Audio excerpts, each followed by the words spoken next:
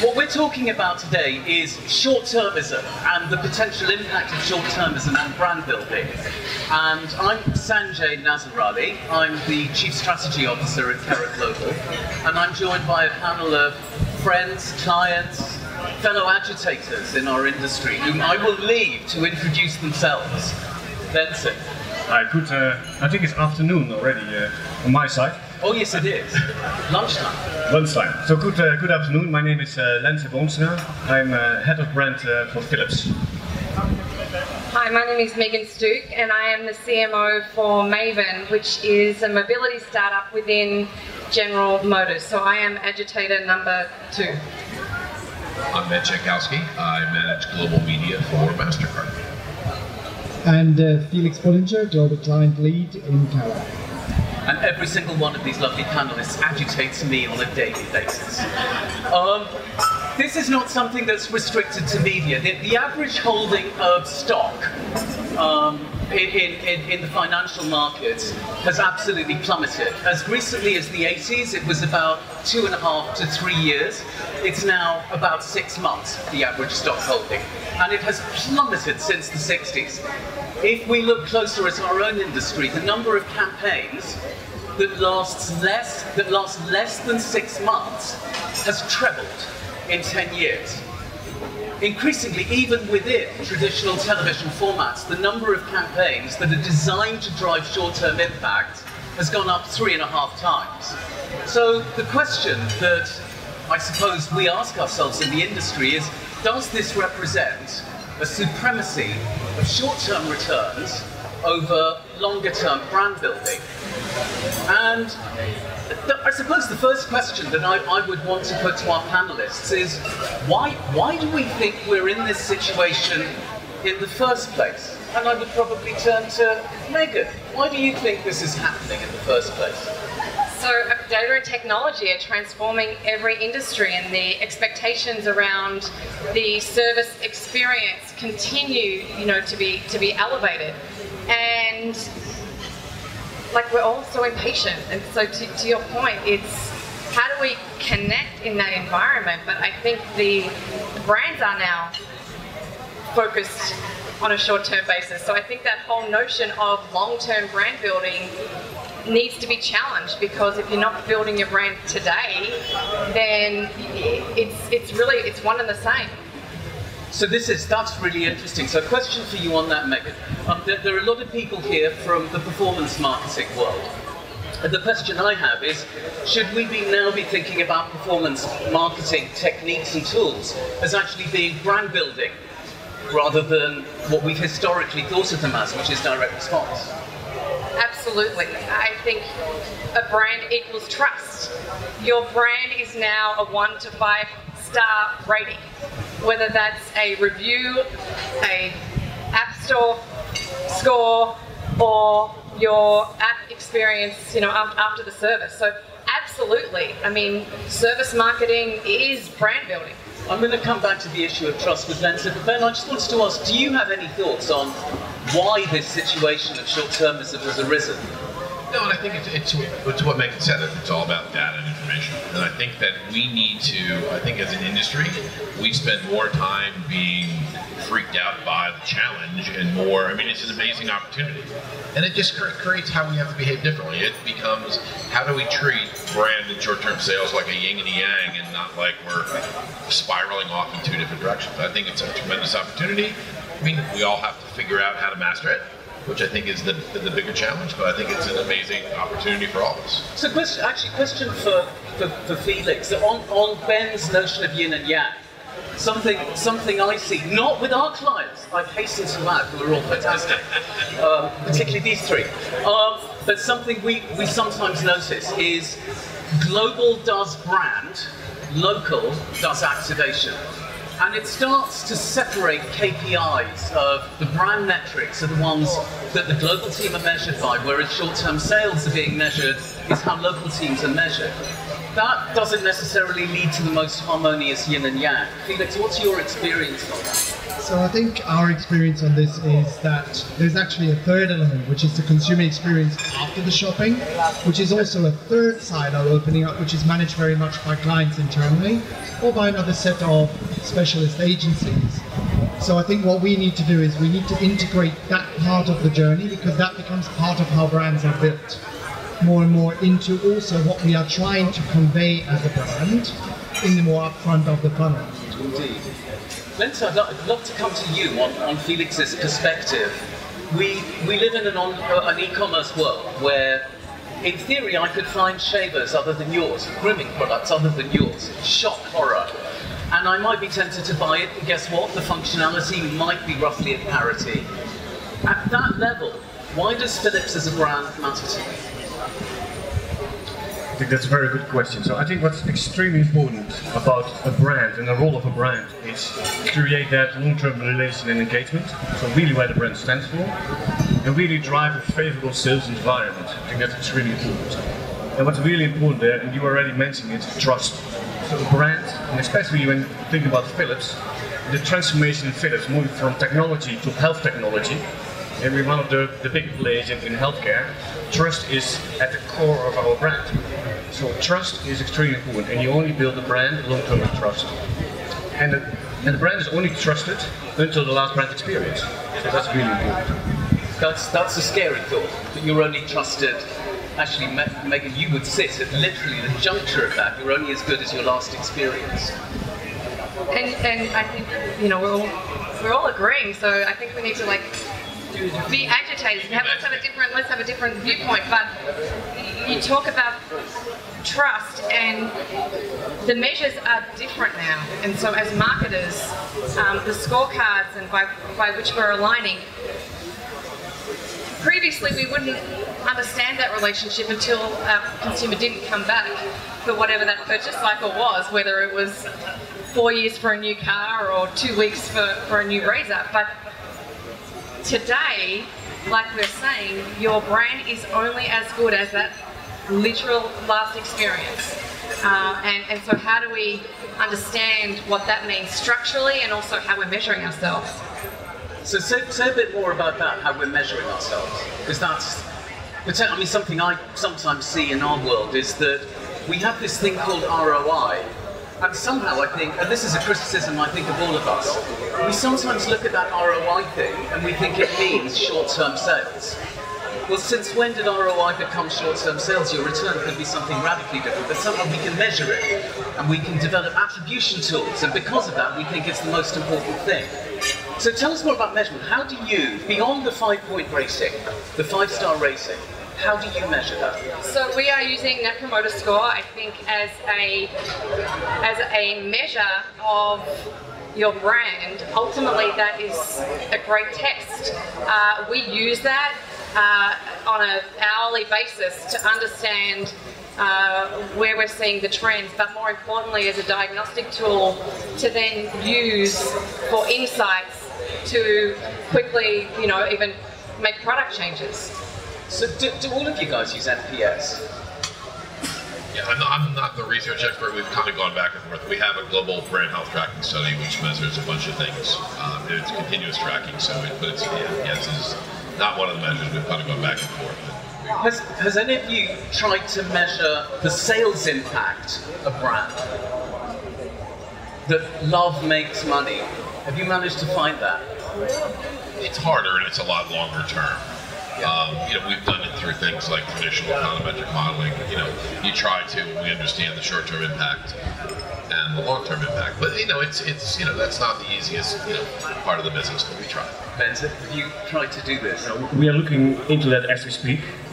One of the biggest challenges that we found is what is now really driving, what are the key drivers for preference at the end of the day? And how can we really focus on those drivers to make an impact on brand preference? So we measure brand preference every quarter, but really understanding those few drivers that make a difference, that's a challenge. Felix, how often do clients ask you to look at NPS as a measure? It's been a long time, to be honest, and it's getting less, but I hope it's going to be more going forward. I feel that we're trying to separate things which we're planning together. I mean, Sanjay, you as a star of ecosystem planning, we're trying to actually build campaigns and whole activation platforms around the consumer, and then we use attribution modeling, ecosystem modeling, long-term modeling, short-term modeling to go, this little bit has driven that much. And I think that has also separated functions within clients, functions within agencies, functions between agency partners, like brand and product and all that. I think what we need to get back to is to say, how do these things work stronger together, also on the measurement standpoint. So this is a really interesting perspective, I think, which is that we're to blame. Because if we want to get to Ben's idea of the yin and yang, well, we have to not separate brand from sales, put them in separate buildings, give them separate KPIs. And I was struck by something Megan said about how Maven, brilliant. So your Maven from Megan is actually organised, which I think is a powerful learning for a lot of us. So, I mean, we're unique. We have the benefit of being an all-new company, an all-new brand, all new services. So there's not often in your career where you can actually forge that vision. And we are a startup within a turnaround. So General Motors is transforming its business, and we are a startup within that organisation. But the beauty very much comes from that startup mentality whereby we are all co-located.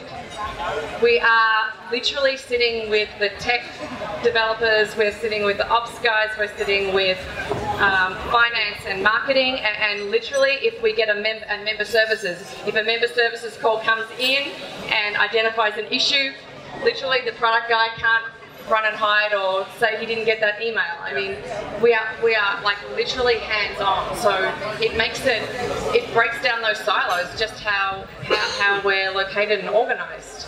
Ben, how does that work at MasterCard? I mean, it's a little. I mean, it's not the silos are. I mean, it's a big $100 billion market cap company, so it's a little bit harder to be able to pull it off. I mean, we do have integration between the marketing teams and the product teams, and the marketing teams and the data guys, and we work hard to try to integrate it. But it's not as we're 15,000 people all over the world. It's a little bit more of a challenge, but trying to integrate people through functions to drive that. And what about Philips? How does that work? That sort of coming together. What we fundamentally believe, building what Felix said, is it's all around putting the consumer in the heart of everything that we do. At the end of the day, it's about giving the consumer one experience, the moment of trigger, and where you create the brand, to a moment of conversion to the loyalty loop. So we are in a transformation now to really start building all the campaigns and the brand around ecosystems, really understanding how the consumer moves, how the consumer is triggered, what are the barriers, and how to move the consumer all the way along the consumer decision journey into the loyalty loop. So we really are in a big transformation there, putting the consumer at the heart and the center of everything that we do. Yes, it's putting the consumer at the heart and centre of what the entire organisation does, not just the marketing department. I think is the big deal there.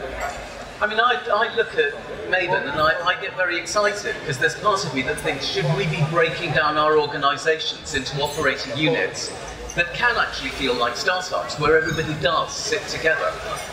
I sometimes think about account teams being structured that way. So do you have the strategist and the planner and the buyer and the insights person actually all co-located so that nobody can actually hide? So you take collective responsibility, putting, in that case, the client at the centre. Interested in Felix's perspective on that one. I think that will be definitely the future on key projects, and particularly on things where we have set out a vision with clients where we want to take the brand as well as the business. And I think, we talked yesterday about how much we can just learn by, understanding what's going on in search, and how we have to use that to understand what is actually moving, what are the trends in terms of communication or in terms of the category, the client, to make that work for us, to make that work for Philips and for the other brands. I think it's absolutely essential to have people sitting closer together and not that far apart and being siloed. So let me ask you a pointy one then, and start to challenge media agencies. So if we think about a standard remit is understand, plan, activate, measure. We've put most of our effort, and indeed that's where the money sits, into activate and measure with some work on planning. Understanding, however, is the piece that impacts more of the organisation than any other. That's the piece that isn't about media and about marketing, it's actually about everyone, from product development through to Salesforce, customer service, everything. Are we guilty as an industry of not putting enough emphasis with our clients on that understanding part that kicks it off? Can I blame you for this? Blame me, that's okay. I think we should be able to take part of that blame, as our core part of the business is still in the activation role and of course gets a strong focus. But I also have to say, looking at what investments agencies like ours have done in terms of getting more strategic, more insights personnel integrated into our areas, and I think also, working with creative agencies within and outside our network is elementary to build and shape and work with brands. And I think we're doing efforts in there, but should we be sitting closer together? Should we be having SWAT teams and all that? It's something I would love to do on clients. I think that'd be great. Yeah, I mean, you can't take all the blame for it, because clients get all the business, get the work they deserve from their agency partners. And if I don't push you guys to be more, to drive more insights and be more thoughtful and have more integrated plans and drive more consistency, then shame on me. You can't just pass the buck and say, well, it's the agency's job to integrate. That's BS. You have to drive that as a culture. Well, thank you.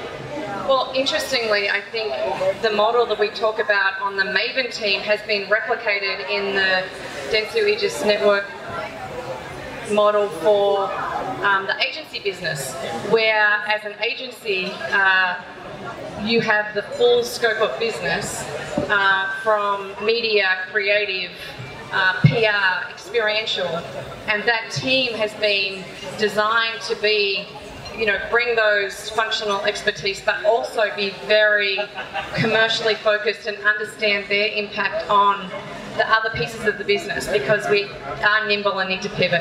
And so we can't have these functional silos that, no, we're seeing the course here on, because this is a creative agency. It literally is one team who also, they sit together on a couple of locations, but who are sitting together as a dedicated team, if not with us, when we get to a new space more so, but sitting with us also. So do we push hard enough in terms of delivering insight through Philips into everyone from product development to sales to content development? I think you are slightly polite here. I think you can push far. You talked about it a lot. You can push hard. I think you need to be at the front of the funnel. And we talked about it yesterday as well. I think we are underestimating strategic planning a lot. So we run to a brief, we write a brief, and we go into the creative development, and then we realize, oh wow, it's not good, because we didn't do the strategy really well. I really would like you guys to spend more time on strategizing, sort of business, source of business, barriers, consumer insights, attitudes. That's where we need to go, because there you can make a difference. So Felix, when you have clients saying things like this, why are you not selling more strategic time of mine? Good question. Why are you not doing it, Felix? I think this is where I'm going to push back a little bit. But when you look at our commercial constructs around many of our clients, it is still too much focused around savings, performance, and all those elements. And I think if that is the core element where you are making the money with a client, and it's not the services on top, then that becomes, a drag. I think we need to engage in a different relationship with clients where we're talking about skin in the game. If we can influence brand performance, quick and long-term, and sales, and we're part of that conversation, we should put risk in it. We yesterday heard Julia talking about, if we think this is going to fly off the wall and we're participating in the success, we're putting money behind it. This was actually something that we put to Lenze in the Philips meeting, which was a little bit shocking to sensitive souls like myself, the idea of an agency having skin in the game. But why not? I genuinely think, and I would love your perspective on this, that fee-based models, and certainly compensation models for agencies, are going to shift so dramatically that actually we will be paid to do better strategic work. I don't know where you guys sit on that, Ben. I know where you sit on that very much. So, do you want to kick off on that? No, I mean, spiritually, we would love to have, full accountability. The challenge is, how do you dissect what's your role and responsibility and, attribution, if you will, to the role of everything else. Whether we talk about conversations with you guys or with our media partners. We've had a lot of conversations with media partners to say, I don't want to buy on a cost per GRP. I want to buy on a cost per revenue or a cost per awareness point. It's a difficult conversation because it's like we got to get into data and technology will enable us to get better down the road. But today it's hard to empirically pinpoint that attribution. But we'd love to get closer and closer to being more performance based and not necessarily. That doesn't mean necessarily spend more money. So I'll be clear. Share more success. I absolutely think that this is the right conversation, and this is about how you change the currency, how you change the dialogue to be around what are those key drivers. So, I mean, we're pure. We are all mobile. I mean, we are an app, and so, as a CMO, to be able to understand on a pure level, because there is no other disruption out there. We know how much does it cost to get a download, how much does it cost to get an email, a credit card, a driver's license, a verified email, what are the members like that are driving with us, how do we create more of those?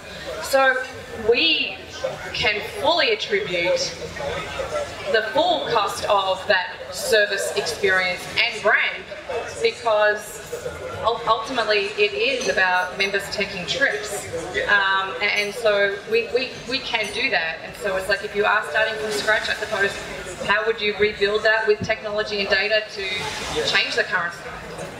So I'm going to be an agitator. So your model today is a traditional model of how you work with it from a competition standpoint? The agencies have got a target on a cost per member basis, and there is a performance element to the contract overall, but we absolutely are working together to drive that business. John and Alex are looking really scared over here, so I think we should move away from that. Let's get Felix really scared now. Lenze, how about you? The future compensation model and how it will actually benefit a rebalancing and an empowerment of brand building.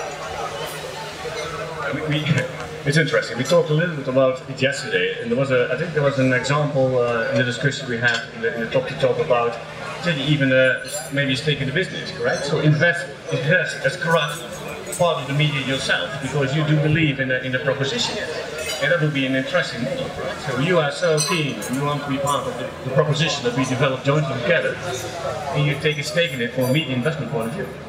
Indeed. I want to jump back to one thing that Megan was talking about earlier, because she mentioned two letters which are very close to my heart, and that's PR. When a consumer has this lovely experience with our brands, they don't chunk this up into, that was a PR experience, that was an editorial experience, that's a sales and performance experience, that's a brand and television experience. They don't do that. They have experiences with our brands. And I suppose my question that I would love to land with all of us, and indeed the panel, is how close are we to our PR teams? How close are we to the sales teams? How close are we to all the teams that actually deliver that experience that our consumer might be subject to? Because I sometimes feel that, oh well, we don't worry about that bit because we just look at the paid and organic media exposure sphere. Well, we organizationally, 2 years ago, I think it was, we actually pulled together as we call communications, some people call PR, the communications group and the marketing group are pulled together at, their chief marketing and communications officer as well as his team regionally. So we've organized ourselves to sit there and say, if you're a marketer, you have to be a communications expert and vice versa. So we're organized that way. And, it's not a, flip a switch, it doesn't happen magically, but we're on a journey. We've organized from the very top on down through the whole organization of, we're going to have those pieces, everything around the consumer integrated together. And what tensions has that created within the organisation, if any? I think less tension and more, it's probably given people more opportunity to kind of grow and learn and expand their horizons. My boss, the CMO, talks a lot about, like, how do you, it requires a different set of talent, right? How do you get people, how do you train people differently to get communications experience? If I'm a marketer, how do I get communications experience? If I'm a communications expert, how do I get marketing experience? It requires a different training skill set. It's more opportunity of people growing and expanding more than it's been like, people being paralyzed by a change. It's been exciting, actually.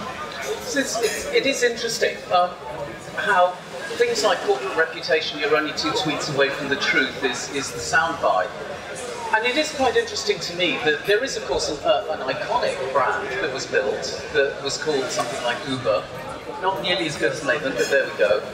And somehow the experience of people in terms of the press coverage, the corporate reputation coverage, has actually started to damage the consumer business. I'd love Megan's take on that. Yeah, I mean, the corporate behaviour has been reflected in their brand promise, and so that point of your brand equals trust plays out because those behaviours have resonated into very quickly the public and you talk about your news feed. I mean, our news medium now are our social channels, so pretty readily it doesn't become a corporate story, running and contained. It very quickly can affect people's perception around the trust of that brand. So I think you need to take action very quickly. It is really interesting how increasingly we see this, the whole realm of corporate reputation, corporate communications, public relations cannot be siloed away. It just can't. It is very much part of the experience which consumers are going to have because, exactly as Megan's just said, there is this little bottom left-hand icon and it says newsfeed. It's the most popular medium is a newsfeed today. How do you deal with something as venerable as Philips, pulling together all the moments of truth, the people who drive the consumer experience? We are in a big transformation as Philips. So we were at a big electronic company and we are now moving to a health tech company. So now, more than ever before, we have very sharp where we want to stand for. We have a purpose and that is all about improving people's lives. We have this vision that by 2025 we want to improve the lives of 3 billion people in the world. So this is really driving us now really forward. And there indeed you have, for me, full integration between corporate communication, reputation, where the brand stands for, and how do we activate it. And more than ever before, we have a dialogue in the organization about how do you now really build the brand and the business together in one go. It is interesting how disconnected we can be. Not very long ago, I was at an airport and I went to the lounge and there was this fantastic Samsung display, absolutely beautiful, top-end Samsung display. And then I got to my gate and it said, you're not allowed on board if you've got one of these Samsung phones. And the sheer level of contradiction and experiences. And what's really heartening to me as a strategist to see is the extent to which organisations are starting to drive integration because consumer experiences are becoming more integrated. We're pretty much out of time, and I would love to thank you very much for your time. It's been stimulating. I think clearly what is happening is, regardless of short-term data, brand still matters enormously, if nothing else, because of trust. And because of the trust that sits over and above the product parity. And because of the purposefulness that certainly millennials are starting to require from the brands they engage with. What's quite interesting is that it's not just the data that we need to look at, it's also our own organisations and to pull down some of the internal barriers that we have. I would love it if all of us could become organisations with a culture of a Maven in some ways. I would just like to thank all my fellow panellists. Thank you very much. Thank you.